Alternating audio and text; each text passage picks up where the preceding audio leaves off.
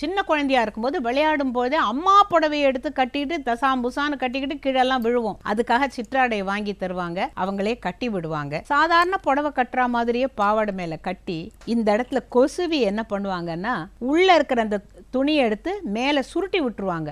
மாம்பழம் மாதிரி இங்க இருக்கும். மகாராஷ்டிரா போனீங்கன்னா அங்க அந்த மராட்டிய பெண்கள் புடவை கட்டுவாங்க, நவாரின்னுட்டு 9 கஜத்துல. இந்த இடத்துல ஒரு மாம்பழம் மாதிரி இருக்கும், அம்போடா மாதிரி இருக்கும். அதனால அது பேர் மாம்பழ கொடுக்கு. இன்னைக்கு மறந்து போச்சு. எம்எஸ் அம்மாலாம் அந்த மாம்பழ கொடுக்கு புடவை தான் கட்டுவாங்க. 6 கஜத்துல புடவை கட்டினா அது மாம்பழ கொடுக்கு. இந்த இடத்துல மாங்காய் மாதிரி வச்சு கட்டி விடுவாங்க. நாங்க அதை கட்டிக்கிட்டு திரிவோம். இப்ப புடவை கட்டுற ஸ்டேஜ் வந்த பிறகு நம்ம சல்வார் கமீஸ் போட்டுட்டா என்னன்னு நம்ம எல்லாம் நினைக்கிறோம். குழந்தையா இருந்த போது தாவணி போட்டுக்க ஆசைப்பட்டோம், தாவணி கட்டுற போது புடவை கட்டணும்னு ஆசைப்பட்டோம். புடவை தான் கட்டணுங்கிற போது வேற இன்னும் ஏதானு லெகின்ஸ், இன்னும் ஏதான் சல்வார் கமீஸ் இதெல்லாம் போடலாமான்னு நாம பாக்குறோம். இது காலத்தின் கோலம் என்று சொல்வதா என்னவென்று சொல்வது?